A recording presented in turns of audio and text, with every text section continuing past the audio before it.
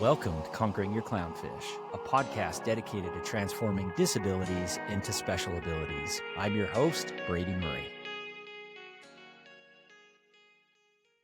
Welcome to the Conquering Your Clownfish podcast. It is my pleasure to introduce our wonderful guest today, Jennifer Allen. As the founder of Wonders Within Reach, she and her family of 5 are dedicated to advocating for, inspiring, and empowering families with special needs to explore the world. Her middle son has spina bifida, and he travels the globe alongside them, sharing his journey to help others on theirs. Jennifer, welcome to the show. Thanks so much, Brady. Happy to be here.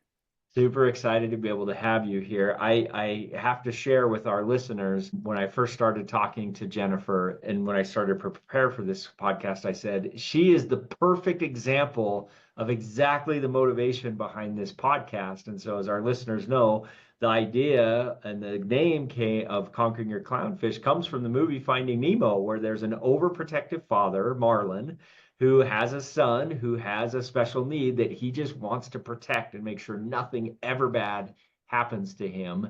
And in doing so, limits him from ultimately achieving and doing the things that he is meant to do. And so, Jennifer, you have created a family and a life that is the perfect example of somebody conquering their clownfish. So welcome to the show. Thank you. Yeah, that's definitely something I feel like we keep learning as we go. We find out what our kids are capable of, and it continues to blow us away, right? And how much more so for the rest of the world who's not ready for all that they have to bring to the table. Most definitely, most definitely. So you are a perfect example, as I said, but you also have a very, very special story that is near and dear to my heart, not just about disabilities, but also about adoption. So if you could, will you start by sharing your family's story? Sure, I feel like that could go on forever. But I will start with just that we always had a heart for adoption. My husband actually is adopted, so we had that family background. And maybe our thinking was a little bit backwards in this, but when we started to make a family, I felt like I wanted to make sure that we knew what we were doing before we took on adoption. I had this mindset of, well, what if we're actually terrible parents and we sign up to take on someone else's child that they're entrusting to us and we can't do it? Yes. So we had a biological child first, and then actually, as soon as he was born, when you step into the world of parenting, it just changes your whole world of love, right? You see life differently. And I knew, okay, we have lots of love here to give. We're ready to bring it on. So we actually started the adoption process, I think, within a month after having our first son. And Wow. it ended up being many years in the making. We had started with domestic adoption. We had looked at foster to adopt, but where we were, that just wasn't really an option, and ended up actually in the international program and adopting through China. We actually were not in the special needs adoption program.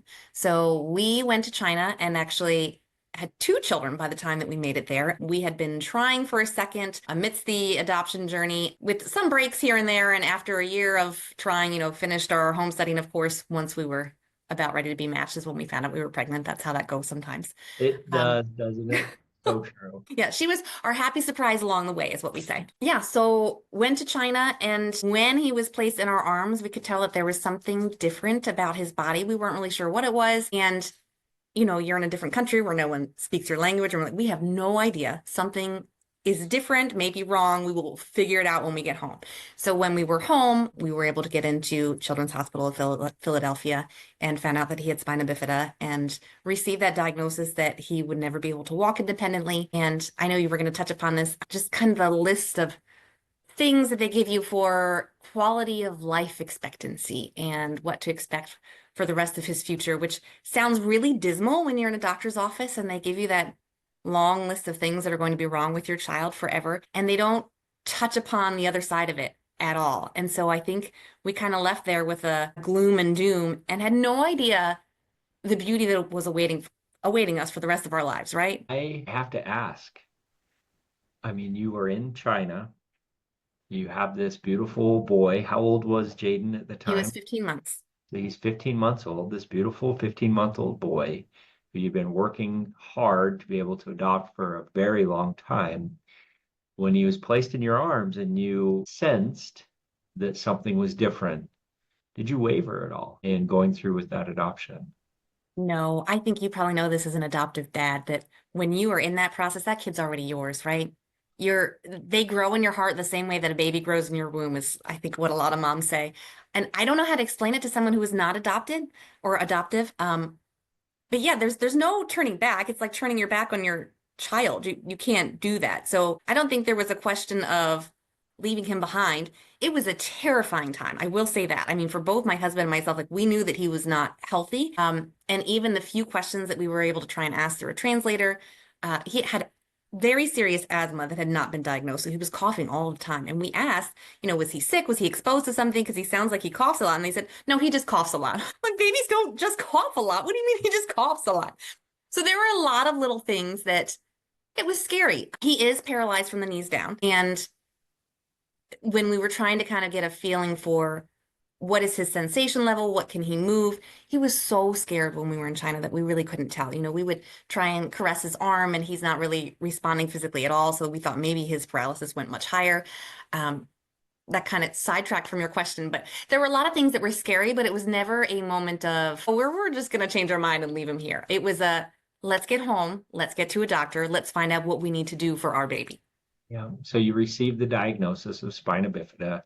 You now have in front of you a list of things that oftentimes, in fact, I don't know of any time when included in that list is anything positive. And that list is all the things that would be negative and challenges for your family. Walk me through how you got from that point of ground zero to where you are now, where you are literally traveling the world with your family and just having amazing adventures that, quite frankly, that doctor probably told you you weren't going to have. So, how did you get there? Yeah. So some of this might have been God's providence in the journey. The day that I got my diagnosis, it was actually myself and the kids, and we had an exchange student from Bogota. I mean, years before this, but she had been planning to visit that summer. We didn't know we were traveling to adopt that summer. She ended up getting home before we were home from China. So she was there and helping in the earliest stages of having Jaden home, which was fabulous, especially since we all came home with a stomach bug. So she was the one actually at the hospital with me and the kids when I received the diagnosis. Her father is paralyzed from the waist down. Yeah. And he is a successful adult who actually competes. He does karate competitions and he's an international award winner for that. So I think one of the best things for me was that I had someone in my corner who had some experience with disability. And so when I'm coming out like the world is over, she's like, no, it's not. So that was really helpful for me, I think, for a faster turnaround. Because yeah, my first thoughts were, well, we're going to be stuck in the playroom for the rest of our lives. Like, I don't know how to get out with a kid who can't walk. I don't know. Our lives were very active. I think of the hiking and the biking and all the things, that we typically did. And I wasn't sure how to continue those things. So, you So were a very active family prior to this. yeah, we've always been very active and big into travel. Um, yeah, so then I was just kind of taking it slow, trying to figure out what we could do. And it's a little bit hilarious looking back in it now that I'm kind of in the disability community and I see what wheelchair travel looks like. I had no idea. I didn't know what to look for. I didn't know how to get started. I decided that the first thing I wanted to try was hiking because just getting outdoors is good for your soul, right? And I didn't know how to do that. How do you do a trail with a child who can't walk on his own? So I Googled hiking with wheels, I think was the first thing that I searched. Like I didn't think of wheelchair hiking or accessible trails. The word accessible was nowhere in my vocabulary at that point. Like I didn't know to look for those things. And I think actually to this day, I have better luck searching stroller friendly trails than wheelchair friendly because overall society doesn't realize that wheelchair users can hike. Yeah, yeah, Yeah. that's beautiful. So I want to share a post that you wrote, and I have it right here. This is something that, as I was preparing for this podcast, really, really stood out to me. This was done in January of 2023. And you wrote, I completely understand the need for doctors to prepare us for worst case scenario, but I'm always left wondering why they never mention the good stuff. Maybe a disability does mean he'll never walk independently. Maybe it does mean multiple surgeries. Maybe it does mean a lifetime of medical routines. Maybe it also means ball games, ridiculous jokes, sandcastles, and experiencing the wide world in a new way. Successful career is never mentioned on diagnosis day. but that's a real part of disability life too. A disability diagnosis is not the end, it's a different kind of beginning. And you truly are an example of someone that is living that to a T. And so, if you could, will you share with us some of these adventures that you are going on as a family? Absolutely. Well, and I love that you share that post and the date because that was actually in the middle of what medically has been our hardest year yet. Mm. Jaden ended up having multiple surgeries. We didn't travel very much that year because we spent the bulk of that time in the hospital from the October before that to the August after that. And so when you're saying January 2023, I'm like, I'm really glad I had that perspective, even in the midst of that, that it's so much more than those moments. Um, yeah, so Jaden has been to, I believe, 7 different countries, and gosh, I don't remember how many states. My 12-year-old keeps track. I think it's 30. So we're somewhere in the 30 range of states. Um, Wow. right, and all of these things he is exploring in his wheelchair. He is able to walk very short distances on his own, so I always like to clarify when we say wheelchair user, he's not necessarily a full-time wheelchair user, but when we're traveling, he really is because, if you're going through a national park, it's it's all long haul, so he's mostly in his chair. But this summer we actually made our way all the way down to Mexico and then up through the country and into Canada and back down through Wyoming and Yellowstone and kind of got a whole world tour just over the summer. So we've really been a little bit of everywhere. A couple of summer goes, we were able to do some time in Europe, so he was able to see the Eiffel Tower, and we spent some time in Croatia, Serbia. We had a trip actually that we won to Austria, which was beautiful and amazing. Yeah. Yeah, and our next big plan is Japan for next year. We're excited for that one. So when you go on these trips, share with us the realities of it. I mean, this is, I'm sure it's amazing. I'm sure it's beautiful. I mean, I see the post. You guys are seeing some amazing things, but what are also the realities of what you're facing? Well, it's a learning curve. It's a different way of traveling. And so that's why actually I created Wonders Within Reach to share as we go and help other people to see what you can do, what is difficult to do, what needs to be done a little bit differently, and kind of help everyone to learn through our experiences because they're definitely not always easy. With a wheelchair user, there's just the issue of accessibility, right? Especially anywhere outside of the US really is so much harder. Yeah, so just kind of learning what we can do, and that becomes the focus rather than the things that we can't. So I think that was kind of a shift along the way where at first it was really hard to think of, okay, well, we're going to Yosemite. We can't do this trail, we can't do this trail, we can't do this trail, we can't do this trail. And I think that was a hard shift to, okay, wait, we can drive through the park. We can see most things from the car, and there are a handful of trails.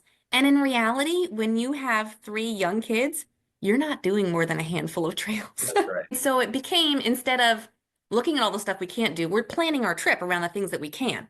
Okay, so we're spending the day in Yosemite and we're going to do 2 trails. We would have done 2 trails that day anyhow. It's just now we don't have to choose which two. We know these are the two that we can do. What advice would you have for parents who are listening to this and they're saying, that's great for your family, but yeah, but my family is different or my circumstance is different. And the reality is the circumstance probably is different. But what would you say to those Sure. things? It's different for everyone, and I understand that. I think the biggest thing, first of all, is knowing yourself. And if travel is something that's important to you and you benefit from new experiences and doing different things with your kids and being exposed to new cultures, then that's something that's going to breathe life into you and into your family. And so it needs to be a priority. If you're the kind of person who prefers to stay home and sleep in your own bed anyhow, then this probably isn't what you need to be tackling because it is hard, but I won't say it's hard in a different way than anything else that we do as special needs parents, right? Everything takes a level of learning. I can't really think of an area of life that we don't do differently than we used to, right? I mean, do you remember your life before you were a dad? What did that look like? Completely different. As you embark on these journeys, what are the things that you are learning? What are you learning from these experiences as a mother, as a caretaker, as a spouse? What are these things that you are learning through this journey? That is a good question. In keeping with some of your theme and not limiting your own children, I have learned, and this partly is through the community that I've built through Wonders Within Reach, where I am interacting with other disabled travelers. So a lot of those are adults as well. And I feel like I'm learning so much from that community because I talked about Googling my first hike and not knowing what I was doing. I was very outside of the world of disability and had no idea what any of that looked like. And so my perspective is still continuing to shift, I think, from unintentional ableism and just kind of the perspective that able-bodied is better and that we can do more and that we would wish our children healthy versus looking at the diversity and all that Jaden brings to the table on his own as he is. And nothing there needs to be changed for him to be just the way he's meant to be. And as we're traveling, looking at, well, he's not really, it's not that he is disabled in the way that he experiences the world, it's that the world has barriers that are blocking his way, right? And so that's kind of something that you learn as you go, that it's not that he's limited by his body, he's limited by what we have built and the structures that are just harder to navigate through. What a great perspective, and definitely a paradigm shift. I, in fact, feel my own paradigm shifting as we're talking and I'm listening to this. It is so true. It's so true. I mean, just as recent as yesterday, I have my 17-year-old son who has Down syndrome. He had his school, he had two things going on. He had a choir concert in the evening, and he had his school program for his adaptive learning class during the day. And we went to both, and I observed through the whole time, in particular in the adaptive learning program, that we were there with other families that were there, and we got to witness our children in absolute joy. And Santa was there, and they're singing these songs, and they are truly happy and experiencing joy and life to its fullest. And it's just very, very simple in those environments to really look around and say, who's the Yeah. one with a disability?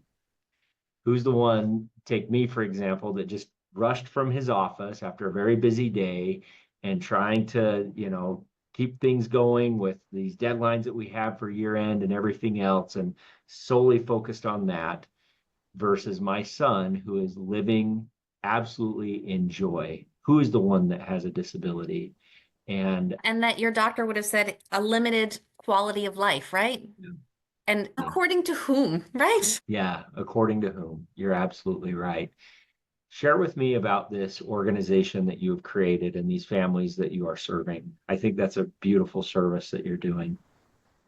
Yeah, so it kind of evolved just from what we were doing and realizing that there's a very real need for people to see that. I didn't know what I was looking for because I didn't have the exposure, and other parents like me are in the same boat, right? We get thrown into this world and we have no idea what we're doing or where to find resources. And so a lot of it really is just sharing as we go so that somebody can maybe see it, find it before they have to learn the hard way and gain through that. I share a lot of resources in general, but the focus is on travel. So places that you can go that are wheelchair accessible or that are designed to be more inclusive of all abilities so that back to those families who maybe are overwhelmed, well, here's a list of places that would be easy starting points. So you don't have to take on a trip to Paris as your first trip as a family with disabilities, right? Here are places that could be closer to home or that are totally inclusive.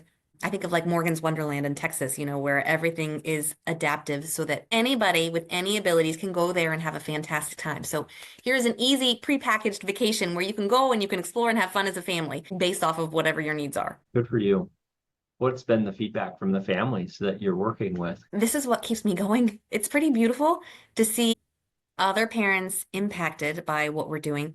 And I'm sure you experience this too with what you guys are sharing. There's a woman actually who's pretty local to me, but I met through social media. And her entire way of parenting has shifted because she didn't realize that our kids could do so much, right? And so as she's seeing Jaden, who actually is the same exact age as her daughter, doing all of these things, she's like, oh, we could do sports, we can travel, we can do this activity. And so they're living life in a completely different way than they had been because she's seeing somebody else with similar disabilities doing all of these things. So getting those little bits of feedback from people are amazing. So your family is young. You still have a young family. Fast forward when Jaden is an adult. What are your hopes and your dreams for your family, for your children, for you and your spouse, for Jaden? What are those hopes and dreams that you have? Well, I mean, I say all the time that my big goal is that by the time he graduates high school, we will have a barrier-free world where he is able to do everything on his own. I realize that's a little bit ambitious, but we are seeing progress, I think daily, really. The need for accessibility and inclusion seems to be moving to the forefront. Um, yeah, so I'm kind of envisioning a slightly different world than what we live in. Is that too much to ask for? Not at all. I reflect on this often, and more so in just the last couple of weeks. My wife, Andrea, she has a great uncle whom she never met that was born, I believe the year was 1907, Oh, wow. and he was born with Down syndrome. And his family chose to keep him instead of institutionalizing him, which was the expectation and Sure. the cultural norm of that time. Throughout Evan's life, he lived to be 37 years old. He lived with his family until his late 20s when his parents passed on and were no longer able to care for him due to one passed away and the other one became severely ill. So he was institutionalized after that for the last 10 years of his life. But that first 28 years of his life, he was never able to go to church, never went to school, could never go to town, to a store, Wow. because people were afraid that they would catch whatever it was that he had. And that in essence, the family was an outcast for the decision that they made, which impacted societal norms. And so that was just a little over 100 years ago. And look at where we are today. And so if we fast forward and think of during the lifetime of Jaden, in my mind, that vision that you shared is absolutely feasible. Why not? Yeah, Why not? And you're right. We've come a long way. I think that by putting that out there into the world and into the universe, that vision and that dream, that there's no reason why we couldn't have a very close version of that, if not an ideal version of that in our society in the foreseeable future in Jaden's lifetime. I am curious. I'd love to ask you, in your opinion right now, where are we lacking the most when it comes to accessibility? Awareness. That is the biggest piece of my platform. And I can see this in my own life before parenting Jaden. You don't know what you don't know, right? I think of physical accessibility, and an example that comes to mind is a bookshop that I had visited before having Jaden, and I didn't remember if it was accessible because I wasn't paying attention to that, right? I didn't need to know. And so I called to ask if they were wheelchair accessible, and the girl who answered the phone said, "Yeah, yeah, we're wheelchair accessible. Come on out." And I knew because we'd had some experiences at that point to ask more specific questions.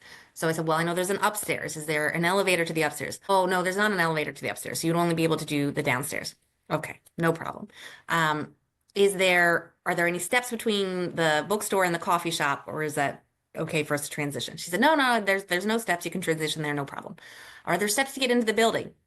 "Oh, yeah, Hmm. there are steps to get in. That's a problem, isn't it?"